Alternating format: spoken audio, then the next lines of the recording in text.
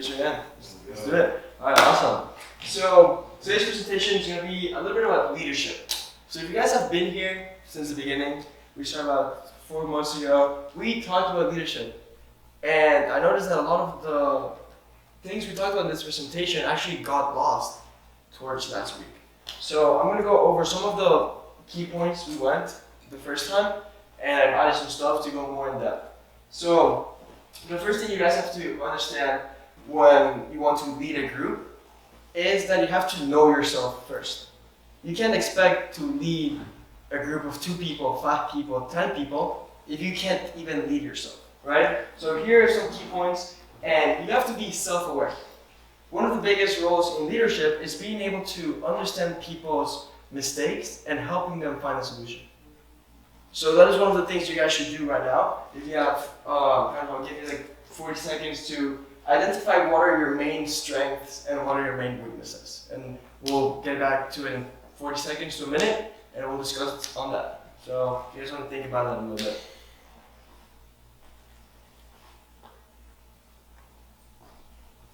You guys can just raise your hand whenever you guys want to share.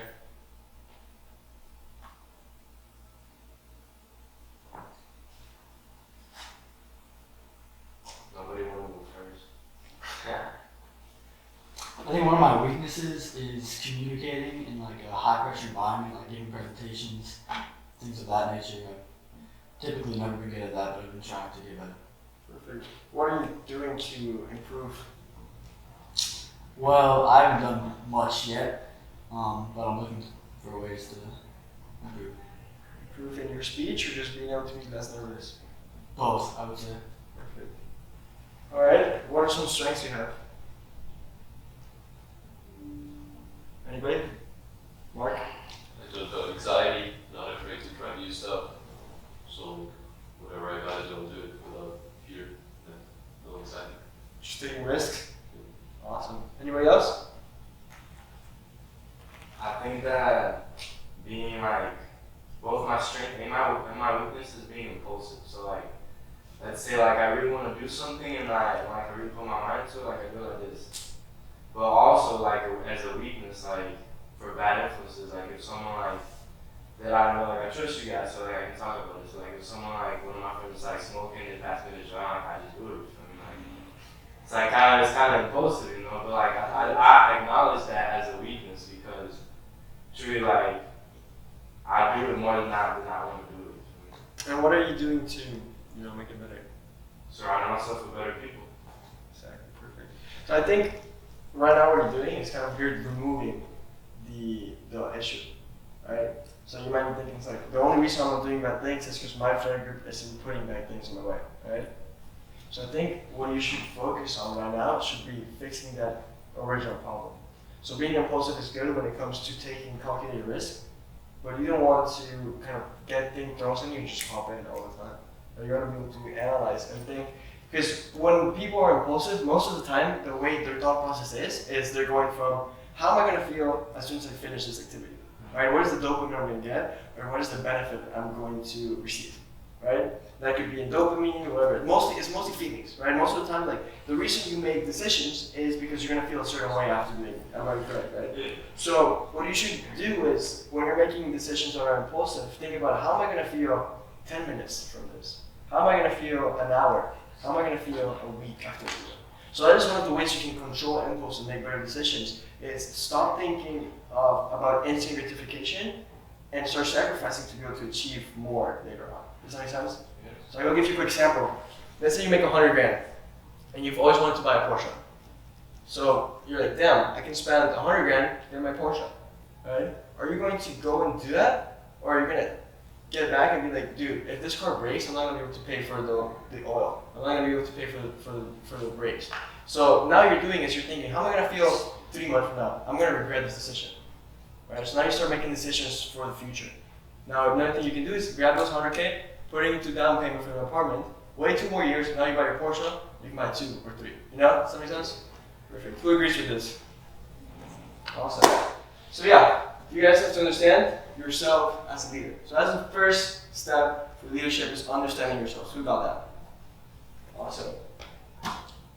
So here's a little graphic. If you guys want to take a picture whenever you guys get home, I want you to just fill this out, right? And do kind of like a self-analysis on what are your current skills, what are your current resources, and what are your current weaknesses. A lot of the times, people just think about resources and weaknesses, skills and weaknesses, but nobody really talks about the resources. And these are one of the best things you can use when you're leveraging something. So a resource can be, I have access to 20 employees. I have access to a call center. I have access to $100,000 worth of ad spend. Right? So I'll give you an example. I met this guy at the gym. He comes up to me and he's like, listen, I love your idea. I'm going to give you 20 agents on my call center. He had a call center with over 2,000 people. And he said to me, that is a resource for me. Right? So when I'm analyzing what I currently have on the table, me not only going for my skills and weaknesses, I'm leading this. Right? A lot of the times people, when they talk about in YouTube, it's like, you have to understand your skills and weaknesses, but resources are almost as important as understanding those too. Because the resources can actually make up for weaknesses. Does that make sense? So let's say your weakness is, I'm scared of cold calling, right? Or I'm not a good salesperson. Instead of spending 5 years learning how to be better at sales, you find somebody in your team that is good at sales and you have them do that for you. And you have a skill that is, I'm good at cooking, right? So now you can teach that resource, right? So you have somebody on your team, you can teach them how to cook, now you can delegate that. You don't have to cook anymore. Does that make sense? So you can leverage resources on both sides, whether that's weaknesses and skills. Most importantly for weaknesses. I was talking to this guy the other day, and I was telling him I'm developing a UI for one of the AIs I'm working with. You guys probably heard about the story like I promoted on Instagram a couple weeks back, right? So I was talking to him, he's like, listen, I'm looking for a developer. Do you know anybody? He's like, actually, I want to do something similar to you. I'm gonna go to college, I'm gonna learn code, and I'm gonna eventually, in 5-10 years, develop it, right? Do you realize how me being able to find somebody, I'm gonna give them 5%, 10% equity, I'm 10 years ahead of anybody that's going to go and learn them themselves. Does that make sense? So I don't even understand anything about coding, but I can be ahead of somebody that has 15 years of experience because I can hire 3 people, so we're in resources, 3 developers that each have 10 years of experience. So now I have 30 years on the clock on top of everybody else. Does that make sense? So you have to look for resources that you can use to fix those weaknesses. So you have to analyze, is this weakness even worth focusing on? So that's one of the key components as well. It's like, you don't have to be perfect. You only have to leverage the people that are going to help you achieve the things you want to achieve. Who agrees with this? Perfect.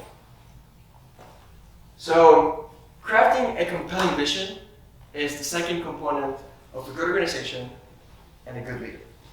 If you don't know where you're working towards, so if you don't know what your path is, what makes you think that you're going to be able to guide other people down the same path?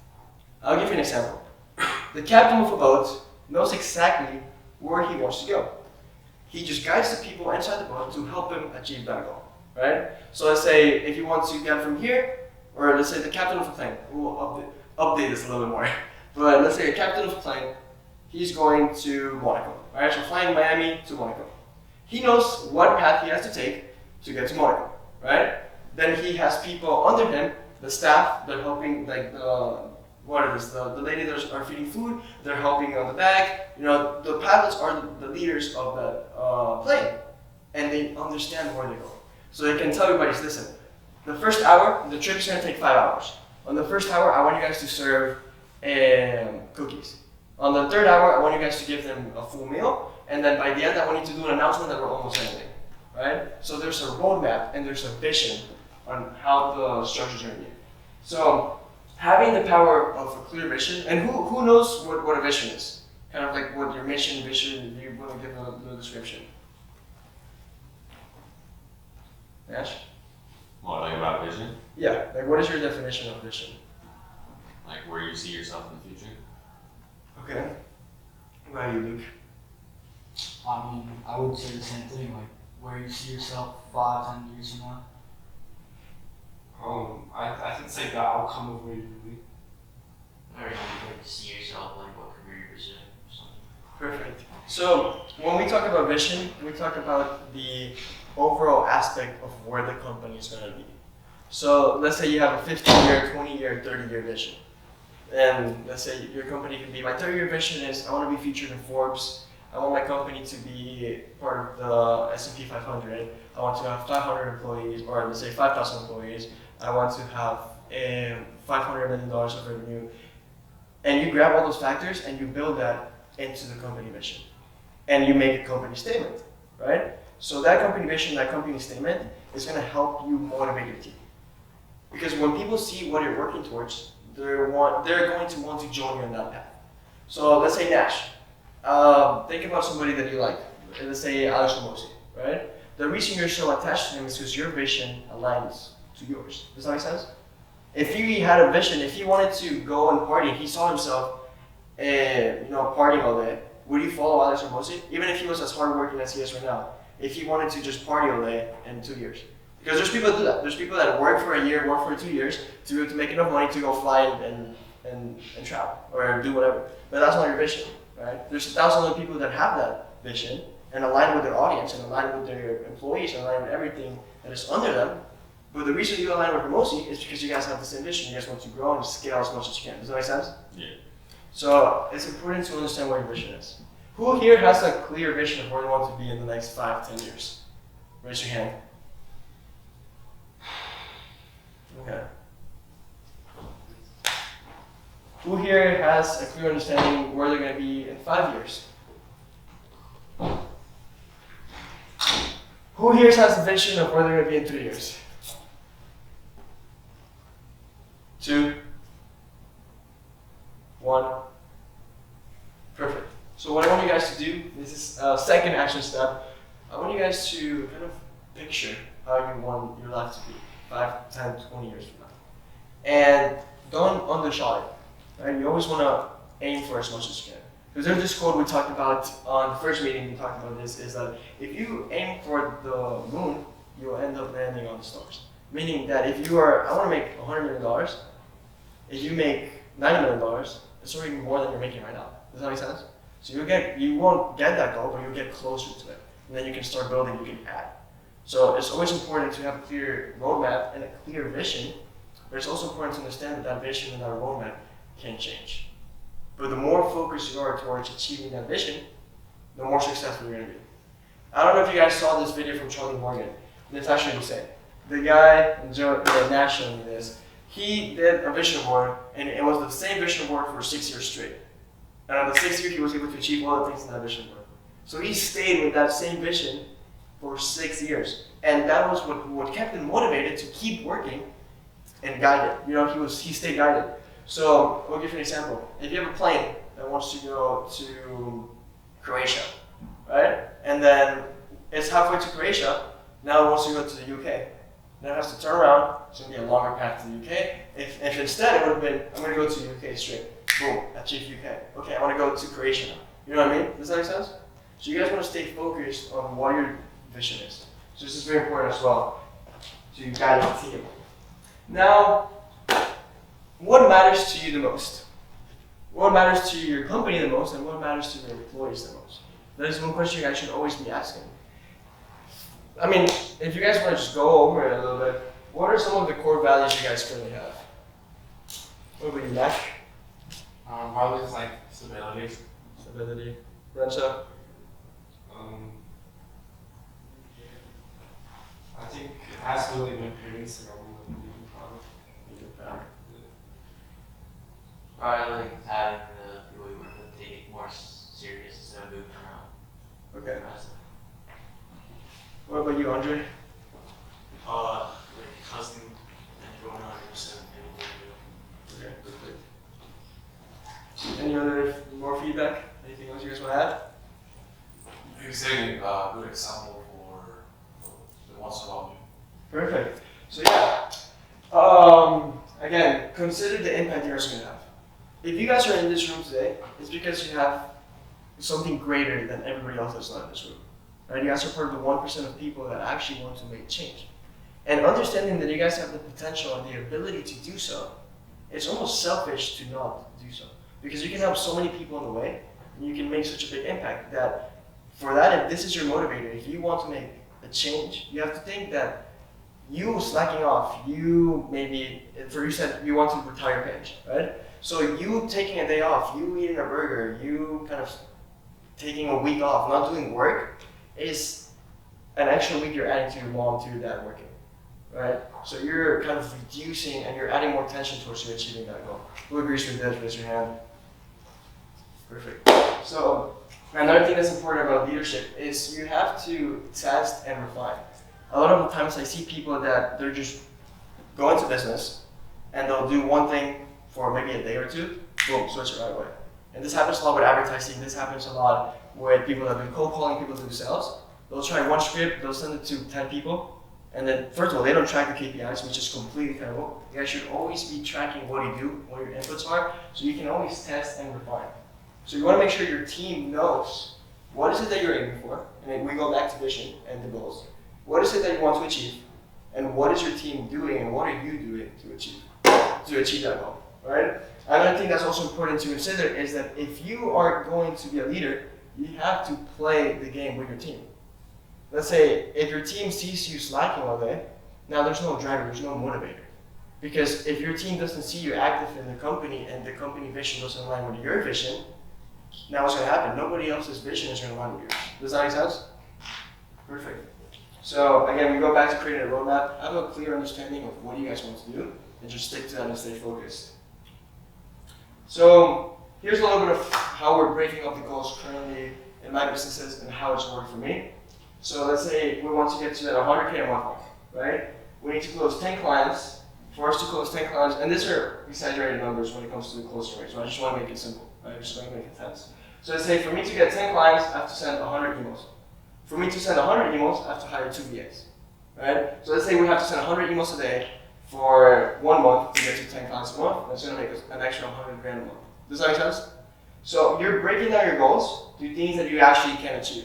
And we go back to leverage. You want to find people that are going to help you achieve these KPIs and these metrics a lot quicker, right? So we don't want to focus on what your weaknesses are. We want to focus on who are the people that are going to help us. I'm in Florida, downtown Brickell. I got a short story about myself. I graduated high school. I didn't want to go to college. I was like, nothing there for me to really do. I have dyslexia, I have ADHD, so I barely graduated as it is. So school really wasn't an option for me. And so I was like, what am I going to do? Go work at Wendy's, right? That doesn't seem like a good option, or go to school and get in debt. And so there's different opportunities there. And I was like, I want something different. So I was online. Raise your hand, you know who Tal Lopez is. Tal Lopez, yeah. It's like, if you guys don't know who he is, now he's a billionaire with e-commerce, one of the first big guys to blow up, building brands, etc. And so I saved up $10,000 to go ahead and pay him just pay him 10 grand to go to his house for a week and learn how to build and scale e-com brands. You guys are familiar with e-com, like Shopify and stuff like that, yeah. So he taught me how to build a clothing brand. It's a women's clothing brand, and I built it. Within 6 months, I sold it for $350,000. And I was just 19 years old, just graduated, and so I was like, that's a lot of money. And so I was like, okay, that works. Let me go do it again. And so during COVID, I built 4 other brands, and sold each one for just under $250,000 each. So I made $1 million just during COVID. So I made a lot of money during COVID. And so that was going on. It was going really good. And then I bought a nightclub in Gainesville, Florida, just to have fun, hang out with friends. I did that when I was 20 years old. And a lot of kids I went to high school with came to my club and hanging out and partying with them. And it was a lot of fun. Then I moved to Miami on my 21st birthday. That was my dream, my goal. And I came down to Miami and I wanted to keep learning and keep exploring. And so I was teaching other people how to do e-com. I started courses, training, stuff like that.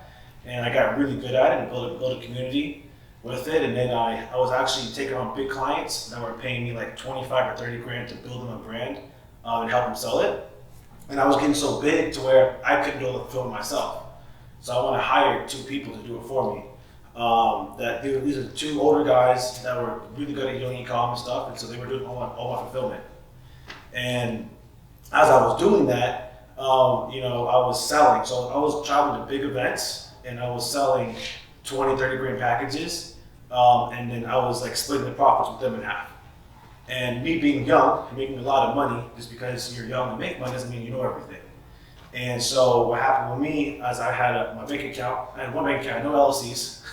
So everything went into my own personal account.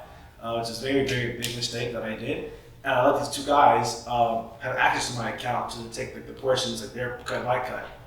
And so as you guys kind of see how it's going, we were doing really well. I did about $4 million in sales in about 5 months, and I had all the money in the account.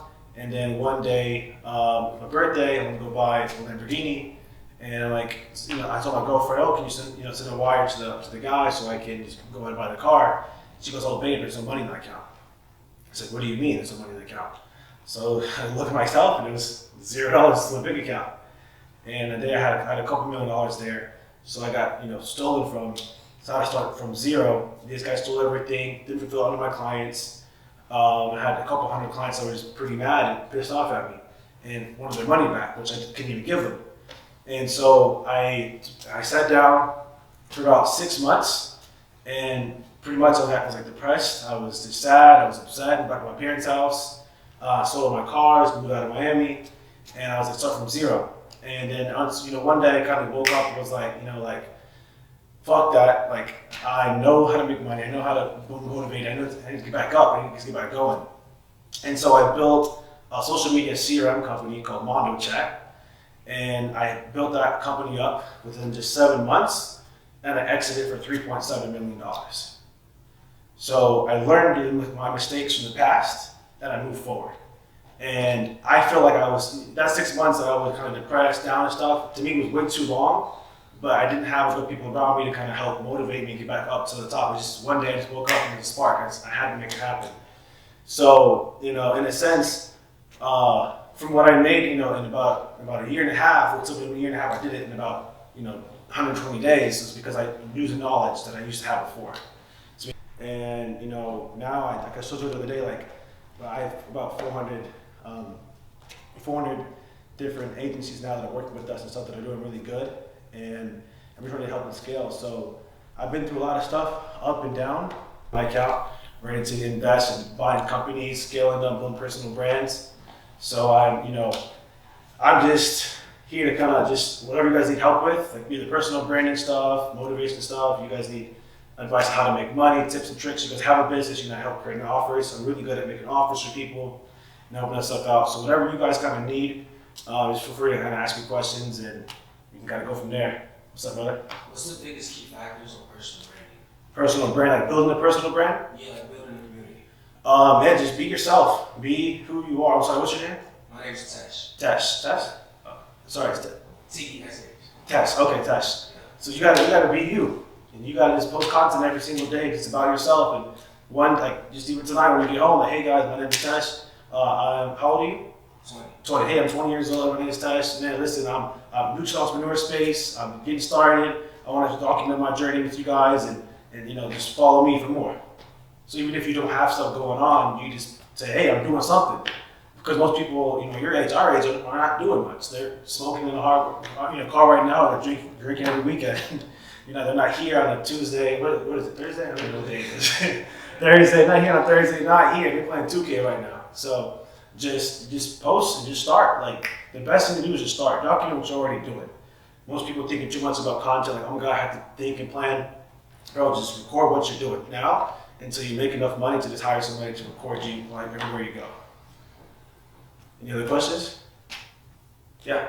Where do you recommend when you're starting a business? How would you start it up? What would be your the process to get it where it can be successful? Yeah.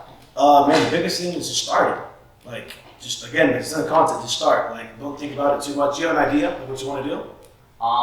So me and my one friend, we want to start trying to get into dropshipping. You want to start dropshipping? I've had to start, but I don't know if I'd be working with Novaco. With selling the conversational AI? Yeah.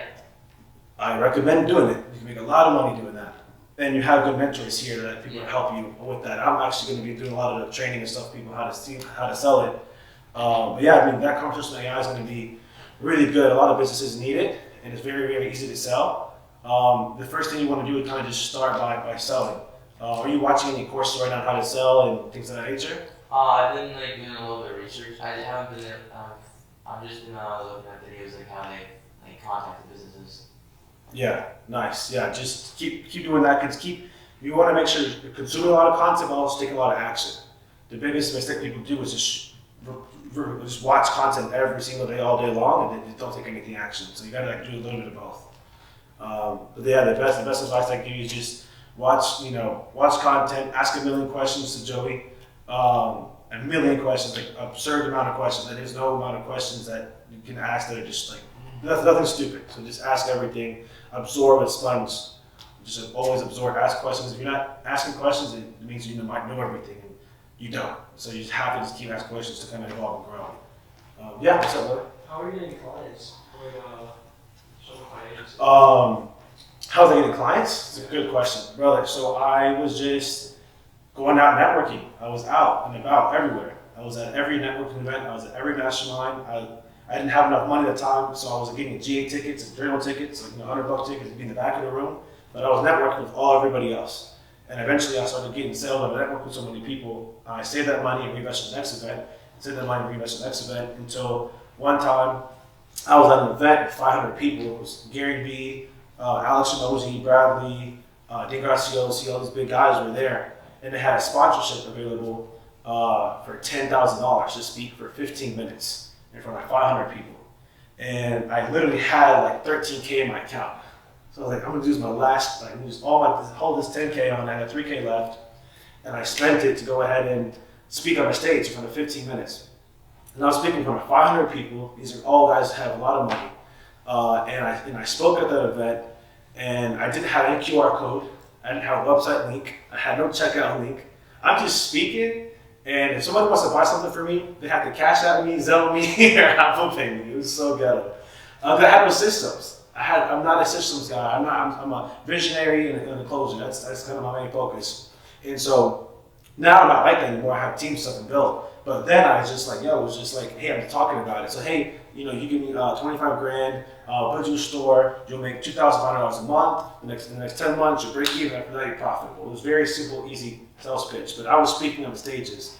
You can speak on a stage is the most powerful thing ever. There's nothing more authority than just speaking on a stage in front of people that you're vetted by, so they trust you, the trust factor there, they like you, they know you, so definitely getting on stage and speaking. But there's plenty of small free events, like any local meetup. You seem pretty young, so people that would love to come hang out with them to speak and learn. I was always absorbing knowledge from everybody. I was always asking questions to everybody.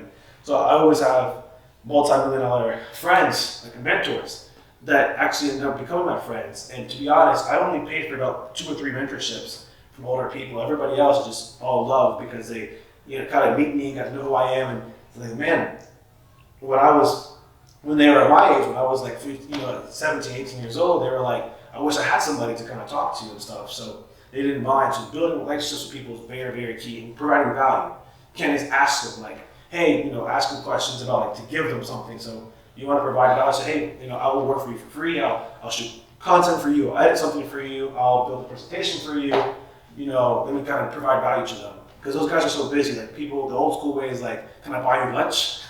And that doesn't really exist because we can go buy our own lunch. So we don't really need that. It's just about providing value with one each other. And anybody else? Any other questions? How do you come about leveraging your business, like making something small turn really big? Leveraging my business, turning something small to something big. So first, you have to believe it, right? You have to believe. So I believe Joe and I will make $1 million a month in the next 8 months or less. So first, you just believe, like literally just believing that it's possible. It sounds kind of corny, but like you have to genuinely believe it. Like I go to sleep and I dream about making $1 million a month. Like what does that look like? What kind of car do I have? Who am I helping? What church am I impacting? What kind of people am I giving back to? My parents are from Venezuela, and I'm Hispanic, and I'm actually buying. My goal now is to buy a house every month to host people from Venezuela, Peru, Colombia, etc. to coming down here and they're looking for an opportunity to stay. So that's my motivation and drive. So I can't do that unless I become the person to make that happen. So first thing is just starting and believing it. So if I believe that I can do it, then it's going to happen. Right? So that's step one. Now after you believe you can do it, now you have to go ahead and do the steps to make it happen, right? So there's different ways to kind of scale a business. The biggest thing is providing a really good service. People think you need 1000s of clients to make a lot of money. You have 10 clients, and you fulfill, you do the best you can do with those 10 clients, like you just do an outstanding job. You get the best results. So whatever product you're selling them or service you're offering to them, those 10 clients will get you 10 clients. And those 10 clients will get you 10 clients. And you'll end up getting 1,000 clients within 6 months or less by providing a really, really good service. So that's how I was able to go too. And when I wasn't speaking at events, I wasn't running any ads, I wasn't marketing, I was just shooting some content. People were I was getting random calls like, hey, my friend bought an account from you and he's making $2,500 a month, I want to do it too. So like, you provide a good service. So if you do what you say you're going to do, it's awesome. And then just always over fulfill. Whatever somebody is paying for, whatever you're charging somebody, make sure they get 10 times that value. Because if they don't get 10 times that value, they're not going to be in love with it, right? If they're getting 2 times the value, they'll like it, they won't leave you, but they're not going to tell everybody. So it's just being able to have a really good program where people are coming back. And I always build a business off MRR, which is like monthly recurring revenue. I don't do anything unless it's recurring. Like, I don't care what it is. Even if it's $10, $100, $1,000 a month, any business, you want to have that residual cash flow because when you want to sell the company, the multiple is going to be so much bigger because you have that. Hope that answered your question. Do you have any other questions? You good, brother? Do you have any recommendations for learning sales? Any specific courses or books? Daniel G. Daniel G. Yeah, you know who that is? No. You can look him up on Instagram. He's one of my really good friends. He has I think 1 million followers now on Instagram. Daniel G is like one of the best sales trainers in the world. And he has a university, he has like $100 a month or something. Any of them are good. I wouldn't say one's better than the other. It's just he's really good, he's a good friend of mine. You can obviously go to Grant Cardone if you like that. You know, everybody's different ways of doing it, but the best thing is just learning how to sell to somebody. And the best thing, learn how to do sales, just do sales actually in real life. Like sell something to somebody. That's the best way you're going to learn. You can sit there and watch all his content, but if you're not actually going, you're not going to learn. So when I'm doing sales, Joe kind of saw me yesterday on a sales call. I always let the first person, your client, talk. So let them talk as everything about them. It doesn't tell you a story, it doesn't tell you whatever. That way they feel comfortable, right? So I ask questions about them first. It's almost like an interview process, kind of how I do sales. Like, how are you doing? Where you at? Da-da-da. Okay, what's more about your business? How much is your business making? What are your problems in your business? And he's throwing up all this knowledge. And he ended up telling us all his problems and everything. And it's your job to find a solution for him. So as a salesperson, your job is to find solutions. My dad taught me there's no problems, only solutions. So your job is to find a solution. If you find a solution, he or she will buy whatever you have to offer. So just always, provide that value. But yeah, just let them talk, let them, feel free and comfortable with you. If you guys are selling anything on Zoom, it needs to be 1 hour long. The longer somebody's on the phone with you, the most likely they're going to buy something from you.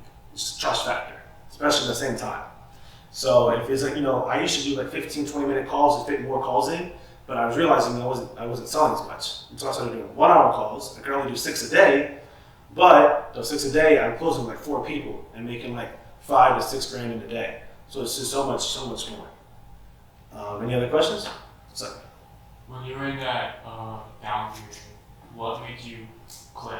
What made you shift your mentality? Good question, thank you. I was watching so much content of everybody else on their yachts and their Lamborghinis and their Rolexes and their stuff on social media and them going out with their families and having girlfriends, stuff, etc. And I was like, man, I got tired of watching everybody else. I'm like, I gotta fucking go back to that. That was me. I was the young millionaire in Miami, hanging out, traveling places, doing things, having fun.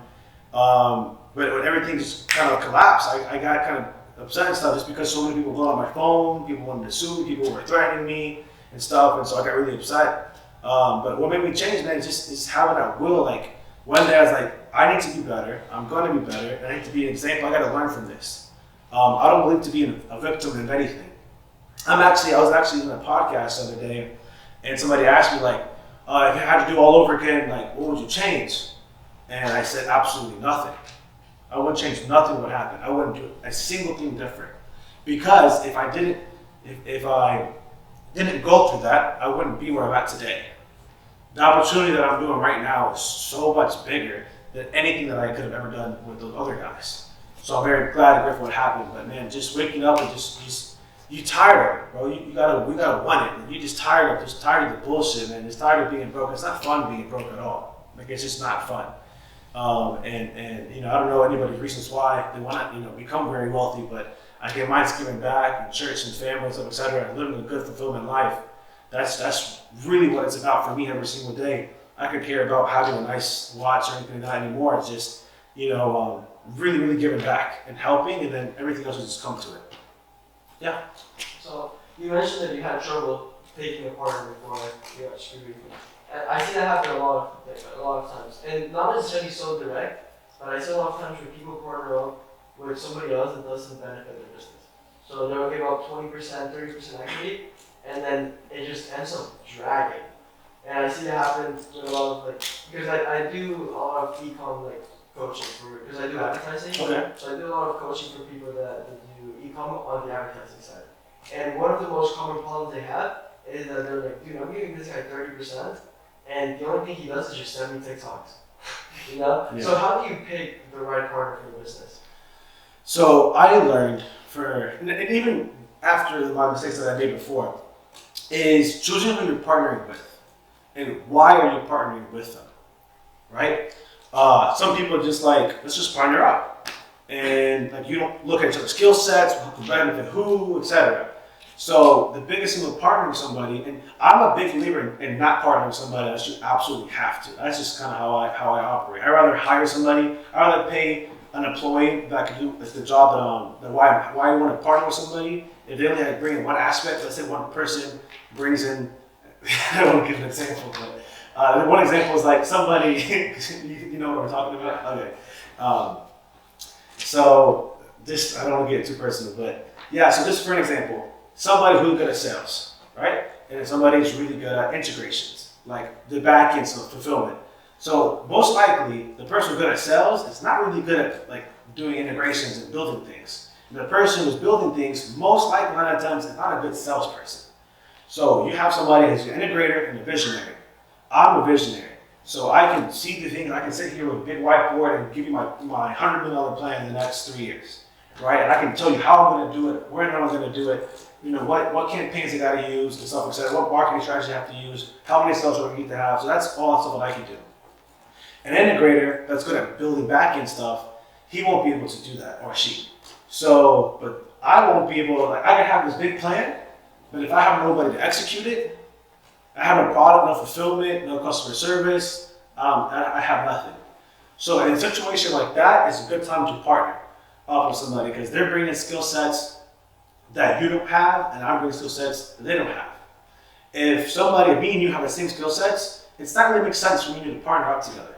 Whoever has that more of being in charge and being a leader, they probably could own the company and be an employee, and along the way to get small percentage of equity from being with you, helping you build it. But getting equity is like you're marrying somebody, right? It's like you're getting married to somebody, and so you don't want to just get married to anybody. Just because the woman's hot doesn't mean you want to marry her. It can be crazy. So you want to make sure that you really being serious about who you're partnering up with, and take time. There's no rush. If anybody's rushing you and pressuring you to let's partner up, it's probably a big sign man, this guy probably needs you more than you need him. So just make sure that you're focusing on who you're partnering up with and the skill sets. And it's possible that two visionaries can work together, but they don't know their roles. And make sure that an ego is in check, right?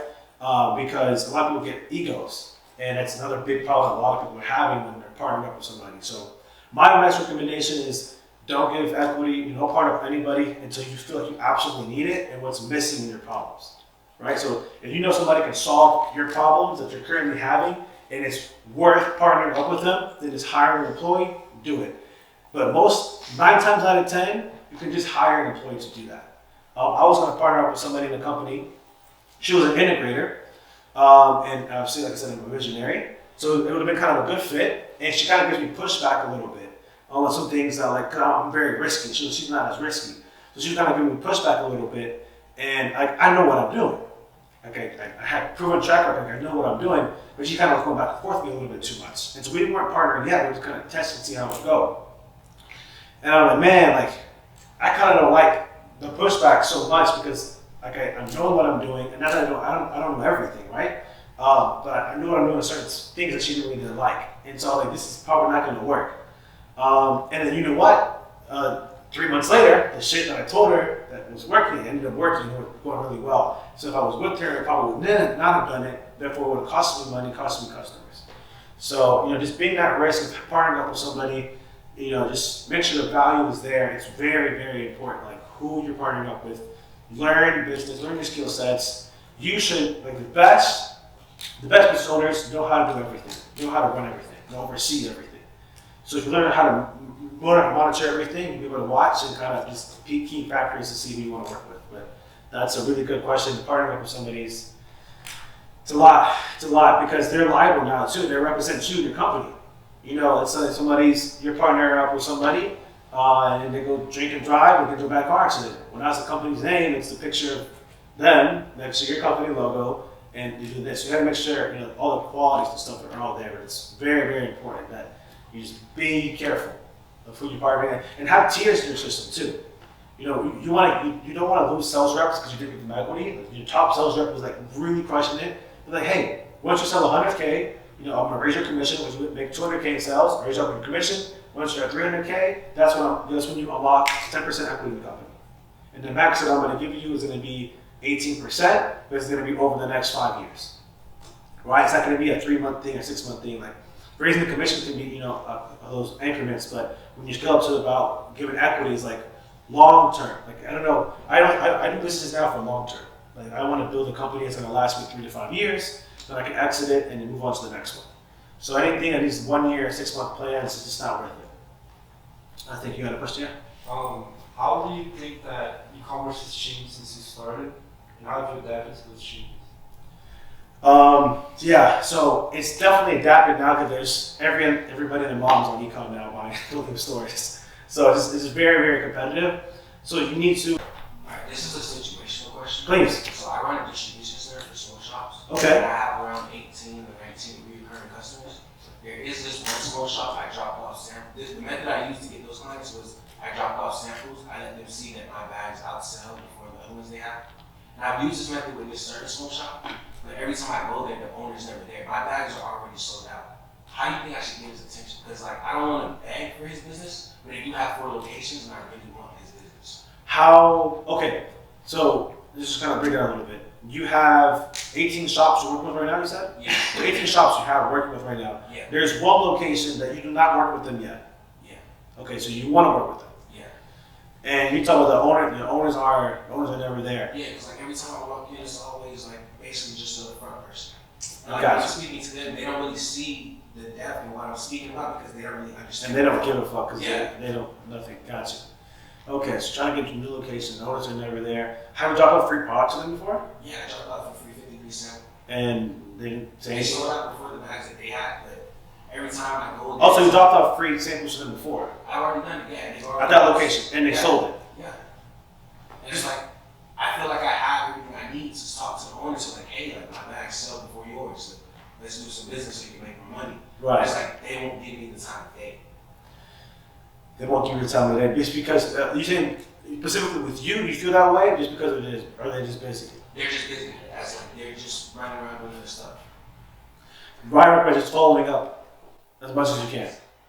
Just follow up. Go to the store every single day, and they'll eventually see this guy's coming here every single day, and the front desk person will eventually tell them. And if you do that for how long it takes, right? Because if you do that for a long period of time, they're gonna eventually they're gonna see you. It seems every single day. Hey, the owner's here. Hey, is the owner here? Hey, is the owner here? And eventually, the lady's gonna get either tired of you until you have to come back, which is great. You know what you do? You come back the next day anyways, right? And then eventually, it's fuck, man, let me just see where he's at. Let me make a quick call because they're gonna get tired of seeing me every single day. So just go there as much as you can. Literally, I don't know what else you're doing, but go there. But also, don't spend so much time focusing on that one store. Go to other stores and continue building out. Don't just stop because I know it's a good deal to have 4 locations. That expansion would be from 20 to 22 stores expanding. But you need to just go ahead and just keep following up with them, but go to other locations. You got all the other 18 locations by doing that? Yeah. And are you documenting this process? I recently started documenting. Bro, that's the best thing you can do. Literally, in your car, before you walk in, hey guys, I'm at da-da-da, and I'm about to like jump off some samples and see what they say. And so you want to walk in there, obviously you probably won't record anything because they're going to think it's weird. So you just go in there and just like talk your stuff and da-da-da, and then come back outside, hey, like I'm outside the location, I just shot off some samples, guys, if you guys want some, come here, shop here, da-da-da, and then walk out. And then record that document process and watch in 6 months when you have a couple thousand followers, whatever, that like really interested in like learning from you and how you're doing that, and then you're making a course on how to sell that stuff or you're reselling, you know, it's a whole thing come out of it. Like it goes crazy. So that's the best way, door to door, man. Walking business to business, and hey, it's over there. So just you want to keep expanding. The 18 locations that have your product, how much are you making off of that? Well, it depends on the orders, because not every store is as big. So like I have certain stores who grab like 5,000 bags at a time, and I also have certain stores who only grab 500 or 200 at a time. But if I had to put out a number, probably like 3,000, 4,000, depending on how often they buy that month. And it's month, like every month they're buying this? It's weekly, it's recurring, because like the bags that they, you're familiar with weed, right? Yeah, yeah. You know the bags that they come in? Yeah, yeah. It's like dealers put up the smoke shops to buy the weed bags, so like it's a necessity. Gotcha. And how can you sell more of those? How do you think you can sell more? I was thinking just expanding. So today I actually expanded to selling to a distribution center. I'm thinking that's the way that I'm going to go at it to get more volume in my business.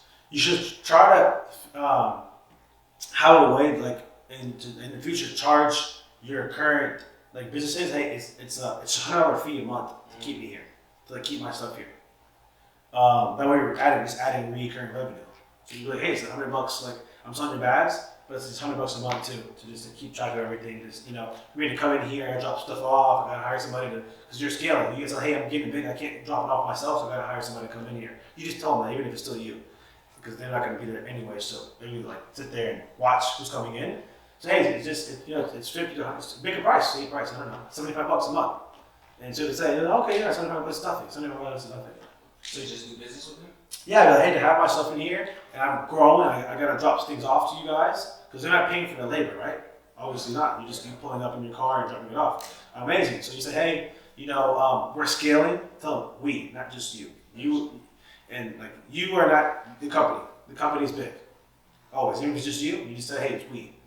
So that way they don't make it so much pressure on you. Say, hey, yeah, the company we're growing as a company right now, and we're just adding this new policy. You can start out with $50. Start out with something small. Just get a yes. So it's all the fucking matter. It's all free money anyways. Hey, it's $50 a month now for me to be able to come in here and continue to service you. Is that okay? And because you tell them, hey, I'm driving in here, dropping it off. I have other stores I got to go to. It just makes things a bit easier. I highly doubt that they're gonna say no. Because now imagine now you got 18 clients, paying $100 a month. That's $1,800, right? Yeah. Shit, that's 20 grand a year.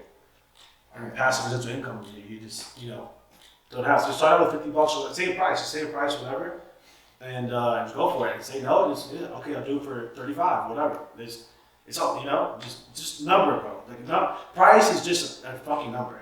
Value is what they're getting.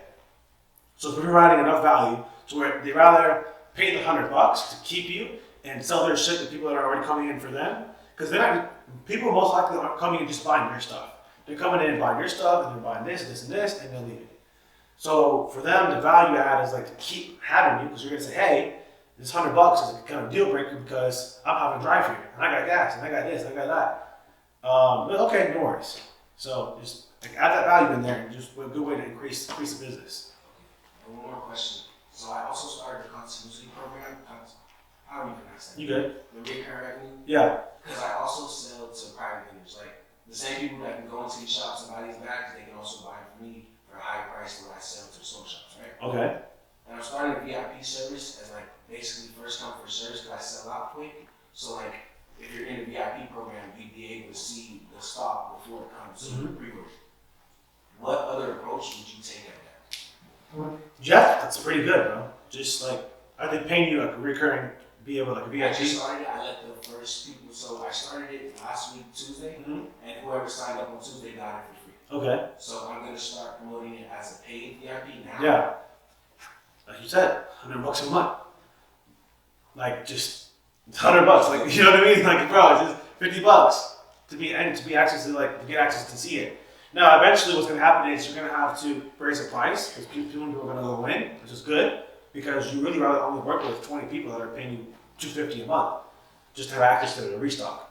Because from my understanding, these guys are buying it early from you to resell again. Well, not all. So some people own the swing shops and other people, they do what they do. Gotcha.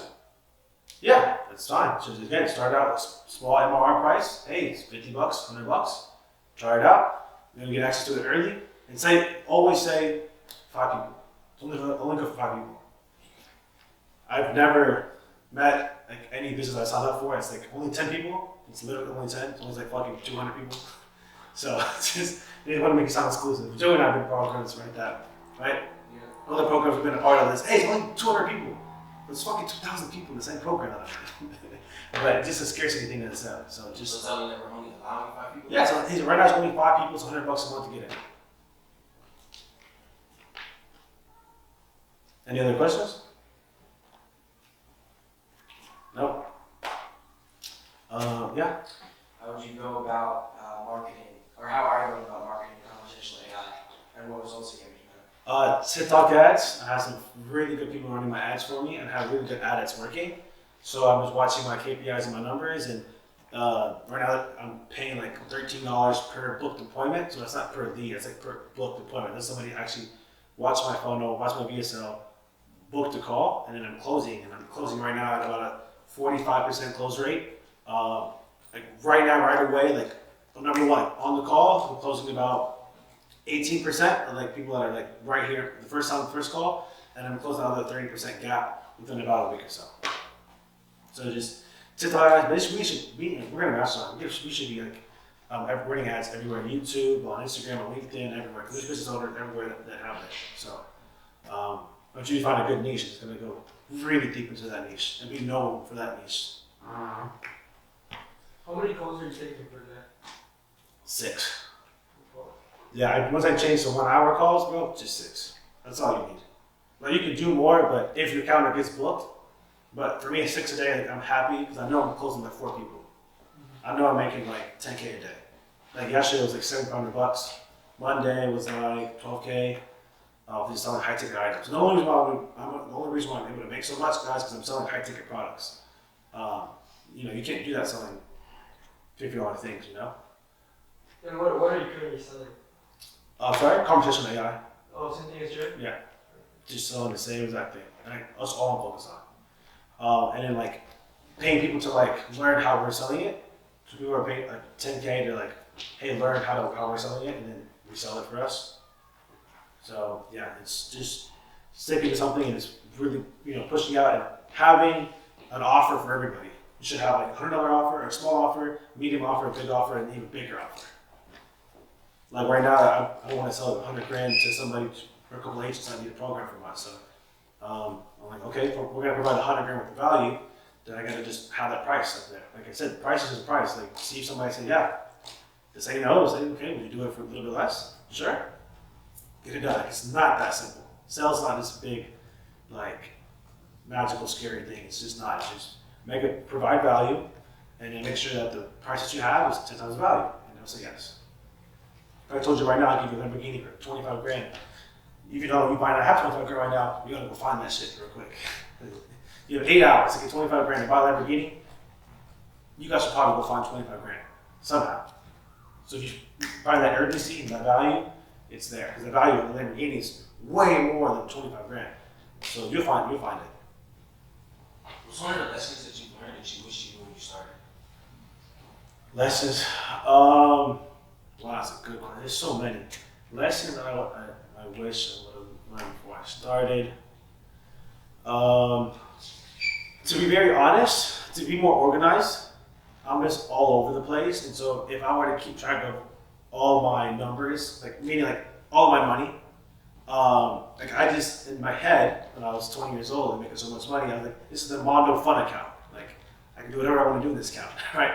And that's how and so really taxes, one of the biggest things, I had my mentor telling me, save money for taxes, save money for taxes, save money for taxes. Yeah, coach, I'll do it later. Yeah, I'll do it later. Well, one day later came and I had to pay a $425,000 tax bill.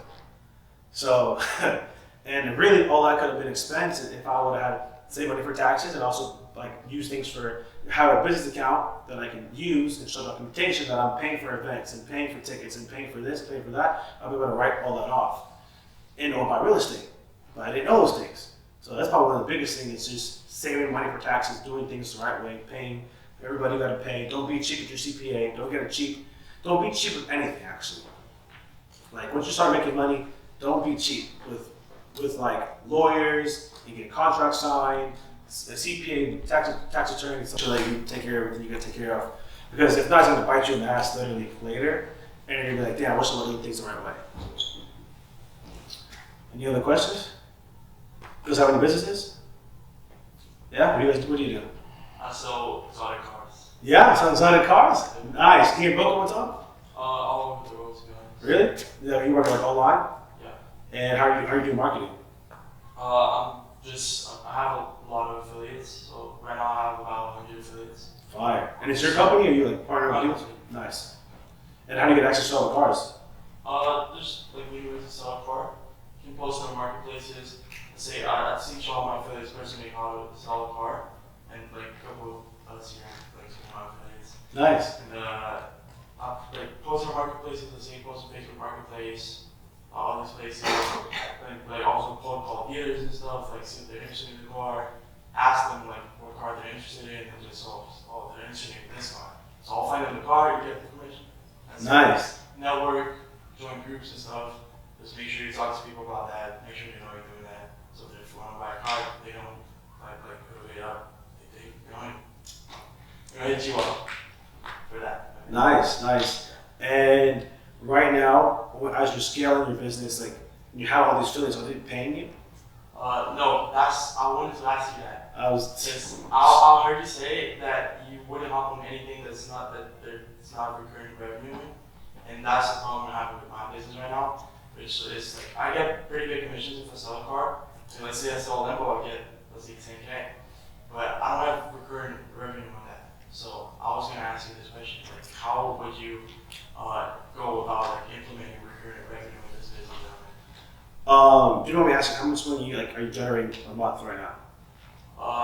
It really depends on the month, but last month it was about 60 grand. 60 grand. And that's like just revenue, or that's like It's profit? basically all profit because I don't have costs. Cost, right? So you made 60 grand last month. Yeah. Okay. And out of like how many affiliates? You said you had 125 affiliates. I have almost 100 affiliates. Okay. And you're teaching these people how to sell, right? You're not just like you're an affiliate now, right? There's a training that you learn. Yeah, of course. Okay. And is there nobody making money from it? Yeah. How many say out of the 125? How many are actually making money? I'd say I have like 15. 15 that are like making money. Like, making money is like more than $2 grand a month. Yeah. Like 2 to 10, maybe, kind of fair to say. Estimate for course 1 month's good. I'm sorry? Oh, I thought you were raising your hand about it. So yeah, so like, okay, so you have about 15 people that are making about 2 to 10 grand a month. Yeah, like a little bit less, a little bit More? Yeah, okay. It's over $1,000. Yeah. Okay. And like the other, whatever, 80, 90 people, what are they doing? I'm just recruiting them, and I'm going about like seeing if they're interested or not. Because if they're interested, they're gonna seek me. They're gonna reach out to me. They're gonna call me, and I'm just recruiting as many people as I can, so I can try to get the quality people.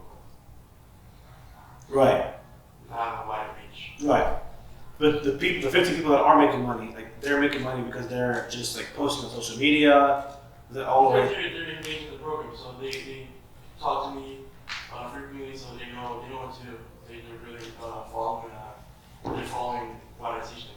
Right, 100%. Okay. I see what you're saying. You want to get like a bunch of people, because a bunch of people have it, and half of them are average, so you do all right. My best recommendation is focus on the top 20 people and have like a really inner mastermind with them. They're already in with you, so I'm not going to actually charge them anything, but use those people as testimonials. And you should do this, like charge $1,000 to somebody to join the program, and it's $300 a month. And what you're gonna do is do 2 coaching calls a week, right? During the week, and you do one on a Saturday, so 3 calls a week in general, right? The 3 calls a week are for your top 15, 20 people, and the 2 are, let's say maybe I'll call it Tuesday and Thursday, is for everybody else that paid you $1,000, $300 a month. For everybody that has not sold something in the past 6 weeks, I would send them a message, like in a group chat. I don't know how you're monitoring it. Hey guys, we're like very limited right now on time and resources. If you like a continuous opportunity, tell them it's $300 to join today and $300 a month. The continuous opportunity. If they don't have the money to invest, then I don't care if they're 15 or 16 or however old they are. They don't have the money to invest, they don't need to be with you. Because if you can't figure out how to get $300 fucking dollars, bro, you're not gonna figure out how to sell Lambo. So there should be like probably 80% of people should drop off. That's okay.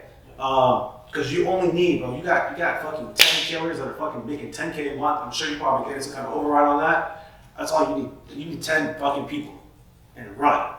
And then you'll get to the $1 million a month mark that you probably want to get, like everybody else does, by doing that. So just really focusing on your core people. And if you want to add extra stuff, are you doing coaching calls right now? Coaching calls? Yeah. Yeah, I usually have program strike calls every Sunday. Okay. Yeah, you gotta do more. You gotta do more to continue. I know you probably got school and stuff, but during the week after school, you're at 7 p.m. from 7 to 8:30. Like you're gonna go over strategies. Like you should be like showing them what you're doing. Hey guys, I made this post. I talked to this person. I responded back to this way. When I DM this person, this is how I said it. Whatever's working for you. I don't know what's working for you, but like you show them what the fuck you're doing. And say, hey guys, do this. Like just do what I'm doing because it's working. And with time, it will continue to work. So if you literally show them as a leader, like what you're doing, then it will stay. And then it will always keep feeding them. And then if you want to do like in-person masterminds, you can just charge people, hey, we're going to do in-person mastermind for literally the top 5 people and charge them all $2,000 to come spend a Saturday with you, a Sunday with you, a Saturday and Sunday at a place like this, and you're going to go over everything. And just mastermind network and have fun. So you're building a community that way. And eventually, those people are going to grow, and there's going to be new people coming in. And then you do the same thing. And you do a mastermind maybe like every other month in person to get with you in person, because your time is valuable. You have to say, hey, bro, your time is worth, $5,000 an hour. So your time is very valuable. So you can't just go out and just give. In the beginning, you can do that when you don't have anything. But you're telling me you made $60,000 last month. So the best way of showing that is like, hey guys, I literally made $60,000 a month last month, in fucking December. And if you want to be like me too, like come on, let's go. And that work for me, work with you. Never say for you. Because they don't work for you, they work with you. They're partnership. That's how you build community. We're partners in this. We're all of us together here in this room, we're all partners. Nobody works for the next one, nobody's nobody's better than the other, we're all equal. We're just all here working, going for the same goal. If their goal is to make $100K a month, you almost did that, so it's like, fuck. Like, why am I not doing that? What am I doing wrong? And there's probably just more outputs. There's more and more like outputs. And I don't know if you shoot the content, but for what you're doing is pretty cool. So you should shoot fucking content. You can afford it. So hire somebody, hire anybody. Hire some kid from your school. Yo, I'll pay you $500 a week to come and shoot content with me for about 2 hours a week, or whatever the case is. But you got the money to do it, so. Yeah, for sure. You need to do that. Like you should, how old are you? I'm 16. Bro, you're 16, making $60K a month. That's awesome. Legend. Just document that, because I'm sure there's hundreds of thousands of 16-year-olds in the world that would love to make $60,000 a month, and doing something cool about selling cars, that's so cool. So very good niche to have in there. So whatever you're doing, to continue to do it, but build this community. Charge, bro. Like people don't have the money just because they don't see the value in it. Wait, you think you should charge the $300 a month, right? For your smaller people, yeah. Like, but anybody new, because bro, you have results. The difference is most people are selling shit that don't have any fucking results. Bro, it's $1,000 to sign up. Or start out small, you can get bigger. I didn't say this number because I'm just so used to it, but like, for the people that are already on your group, right? Yo, it's $300 today and $300 a month. Like, That if you got to provide that value. So for they're paying $300 a month, they should be getting at least $3,000 worth of value. Are you providing that? Right now, you're doing one coaching call. What's that? That's $3,000 a month to me. That's not really worth it. Hey, I'm getting a call on Tuesday. I'm getting a call Thursday, and I'm getting a call on Saturday. And it's you screen sharing your computer on Zoom, showing them what the fuck you did all week. How many conversations you having? And then if somebody says, hey, this is bullshit, this doesn't work, you ask them to show their fucking screen, what the fuck you been doing all week? Oh, you made 2 posts. I made fucking 27. Right? Like, so let's do it. Use Stripe. They're really good for recurring payments. Just sign everybody up, and just grow that way, bro. So just make sure that you're showing them. Because if you're telling the truth, like it's all right there. Like it's just all right there. Shoot content with the car, we're doing drops off. Hey guys, I sold to, congratulations to Jimmy. Jimmy bought his Zero today, he bought his whatever today. Like shoot content like that where you really, really blow up. Yeah, I have really big connections. Most of the people who have big car dealerships and have big brokerages. I can make an intro to with you for free, and then you can meet him. His name's Brandon Effort. You know who Brandon Effort is? Here, I'm see. I think his Instagram is I'm gonna tell you right now. Brandon, I think it's Lamborghini B. Is his Instagram? Brandon Effort. Yeah, here's follow him on Instagram. He has the #1 automotive car dealership in the country. He's in New York, and he's like literally doing what you're doing, just at a really, really big scale. And he's doing that same method of just having a community, charging people, stuff, etc. So follow him, watch his content. How are you doing with banking and stuff? Getting people approved? Just making you mean like people that actually make money? Yeah. Just making them sign like tax receipts and all that. Cool. And contracts with my company saying that basically they can't see my customers, right? So that they have a customer, they can't just take the customers for them and just take all the commission I'm making. Correct. So just making sure everything's on paper, making sure everything's all recorded there. Yeah, awesome, bro. Yeah, that's lit. So yeah, bro, just charge your community. People who don't have it, they're gonna go out better, bro. Bro, if you only have like 20 people to stay afterwards, bro, that's all you need. That's all you need in the first place. You know what I mean? So just like, bro, it's $300. And tell them $300, but tell them what they're getting too. Hey, $300 a month an hour, we're doing 3 calls a week, every other month we're gonna do in-person mastermind for a day. Like, provide value there, and you'll grow. And then eventually you'll actually have 125 people paying you $300 a month. That's like, I don't know, what is that? 30K a month, 30, how much is it? Yeah, it's not right. Yeah. Extra, bro. That's 300 bands a year extra in your pocket. All you're doing is spending an hour, your top 3 hours a week to make 300K a year. So, yeah, that's up. Any other questions? And I got Please. one more question. Go ahead. So you think I should, I'm currently just in the exotic car market, so I'm just selling supercars and all that. Mm-hmm. You think I should expand into the, let's say, private jet market or yacht market? No. And all those, Stay right here until you do 100K a month. Okay. Do 100K a month for 3 months, and then meanwhile, look, because that clientele is going to kind of want those things, but getting to jets, bro, is difficult because you don't have connection with jets, do you? You have a couple? You can keep it in your pocket, but that's a whole other avenue. Like, make $1 million first, bro, at least in revenue, and then kind of look at like other things that make sense to it, right? But just focus on what you're doing. It's so easy to be like, I want to do jets, I want to do yachts, I want to do this. I see people who do that and they do a whole bunch of nothing.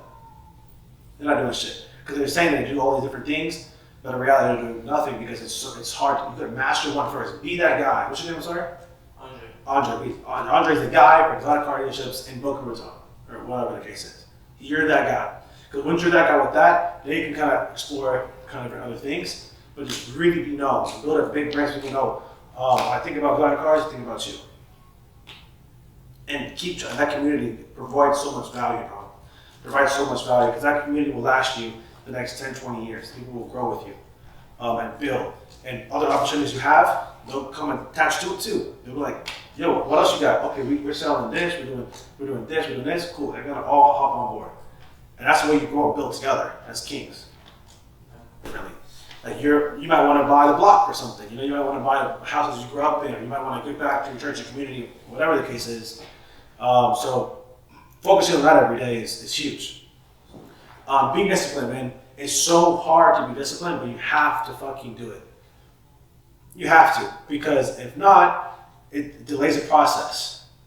Delays the process. So many days we're like, okay, I'll get to this later. I'll get to this later. Get to this later. And later it comes, and 6 months pass, and you could have done that stuff so much sooner. So just being disciplined, keeping on track, being focused, maintaining your health, because health is wealth, guys. Like I've learned that I've lost 20 pounds already. I want to lose 15 more, and I'm documenting my process of how I'm doing things.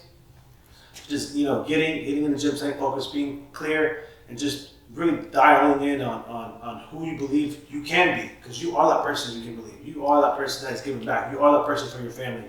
You are that king that's walking into your house, say, hey mom, here's a $1 million check. You don't gotta work no more, you stay here, we'll put you on a salary, and what I'm making, let's go have fun. Let's go travel together, let's get back together. So just envisioning yourself first, and then just doing it. Because what you're doing right now is good, but it's not. You're not there yet, so you have to continue just to build and do new things. And fall forward fast. Make a lot of fucking mistakes. Only because we're very young. We're all still young. Make a lot of mistakes young. Fall forward on your ass. Go broke now. Like fuck up. Like fuck up as many times. Like when I'm not fucking up, I'm like shit. Like I'm doing something wrong. Because they're not learning. Because if you're not fucking up, you don't learn. So what you fuck up, then you learn, you move forward, and learn from your mistakes. Don't get hit so many damn times, and then you just literally just put yourself in a deeper hole. So like fall forward fast so we can expand and grow later. Any other questions? What do you do, brother? What do I do? Yeah. Oh, I just moved here almost 2 years ago. Yeah? From Mexico. Mexico. And Nice. I'm helping my last friend to manage his cleaning company. Nice. To help manage a cleaning company. Yeah. And so you're not cleaning right now yourself. You're just managing. I managed the 4 offices. We were able to integrate them all in one. Nice. So that's all I do. But actually, my dad has a software that sends personalized messages in automatically. So I was thinking about what type of offer I can offer to Businesses? So it's is it AI based or just automated text? Well, it's literally a software that you install on your computer. But the problem here is that once you install it, it will stay there for 1 year. There's no changes in that. So I'm thinking maybe a monthly subscription or some type of good offer. And it just sends out text. Like, what is the difference between this and any other texting platform? For example, if I want to send 1,000 messages in the next 3 hours, just click send and then but personalized. So you put the name, maybe Sergio has a dog, maybe you will add something about the dog, insert your sale. Right. So you're looking at how you can help market it? Yeah. You gotta pick a niche. Do you have a niche? So far we have sold it to a lot of porches and just agencies. Porch, like Dealership? No, agencies. Like car dealerships. oh, car dealership. Car Okay. dealerships. Keller Williams, Okay. and a few other businesses. Which one did you see the best success? All of them. And, but especially the car industry. Okay. And how much are you charging? My dad's charging $2,000 to Set up. install That's it, one time? Okay. it per year. Per year. But I think he needs a better offer in order for him to get something off instead. And people are paying that? And they're having success with it? You have like testimonial videos? Yeah, well, You have like a VS, like a funnel built out? yeah, my dad has Okay. But I think it's too cheap. I think we can charge more. Yeah, for sure, bro. It's $500 set up, $100 a month. You guys making money in a sense? That's not his main thing, but I want him to make that his main thing. Right. Yeah, just pick a down payment and setup fee, like a monthly fee. Hey, to set it up, it's $200 and it's $200 a month. I don't know, it's just you just gotta say something that works and make sure the value's there. Remember, so if they're paying $2,000, they're probably getting 20 grand with the value. So that $2,000, like again, you maybe charge $5 setup fee and $350 a month. Try like 3 different ones. Like $1,000 setup fee, $200 a month, $500 setup fee this a month, and if you're providing that value, they're getting success. Just say that price and just keep going. And the moment you get like a bunch of clients at once, is when the price has to go up. because you want to have less clients and just charge more. Are you talking to Joey about the conversation with AI yet? Okay, well, we definitely we'll talk together because when you're selling that stuff, you can also be selling our calling system because realtors need it and car dealerships need it as well to do more calls. So it's like a good mix to have in your back pocket. Like, hey, I can provide this texting and calling, and they're gonna be like, oh shit, now your package went from $2,000 for this. Now I can sell them a $10,000 package, and you're cut out of that is $4K, whatever the case is, and you do 10 of those in a month. That's $40K a month, $400K a year. 2 years, you're a millionaire. It's that simple. So we'll get together afterwards and help you out. Is there any other questions? I have something similar to what he has, but I haven't built out, which is basically Air or Echo or Robo, like all the conversation he has, but it's for text. So you can just basically set up like a chat bot for customer service, outbound, inbound, and all kinds of like conversation. Yeah. Right? Just offer that with Nova. Okay. Yeah, that's what I was thinking too. But what do you think could be like a good offer for that? Or should I pair up with advertising as well, or should it be its own specific offer? The more things you offer somebody, first you're gonna want to hook them on one. So sell them one thing. Okay? Sell them one thing. Get them hooked on, and then once they're like hooked on, they're gonna ask you, what else you do? Oh, I also do this.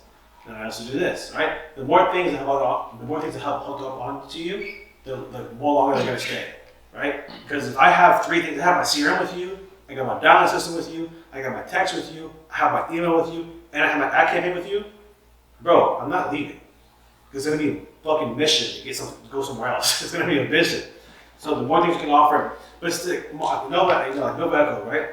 That's in the offer. Conversational AI is a sexy thing out right now. It's so sexy. Everybody fucking wants it. So we're using that to get them in, and then we're upselling the products and services on the side. Versus coming into them and say, hey, we do all this. You know, it's like kind of overwhelming. Hold on. But when they trust you, like you for one thing, upsell. You should have 3 to 5 things upselling them on. Because one client should be like literally worth 10 grand plus more if you offer them the right things and then stay. And then you can go to a company bigger and then again exit for a big multiple. Sure. Appreciate it. Good. Can I pass the blue water, please? Sorry? I'm the water, please. Yeah. Alright. So I plan on expanding to Orlando in May. Mm-hmm. Do you think it'd be a better approach, like based off what Sergio was saying earlier? Do you think it'd be a better approach for me to hire somebody that's in Orlando right now instead of waiting to May? Why are you going to Orlando? Huh? Why are you going to Orlando? More smoke shops. And how about here? I'm knocking down these people down here, and I want to go state to state. Just be the king of Boca and Miami first. Be the king of your backyard for any business, especially a service like that. Be the king, be the known. They know you, you're the king of this area. Until you that, don't look at anywhere else, don't look at my Orlando and this and that, and then hire, bro. You can probably get to, I don't know, 10, 20K a month. I don't know, how much you doing now? Just 45 because, well, 45 from smoke shops. 100? Yeah, 4,500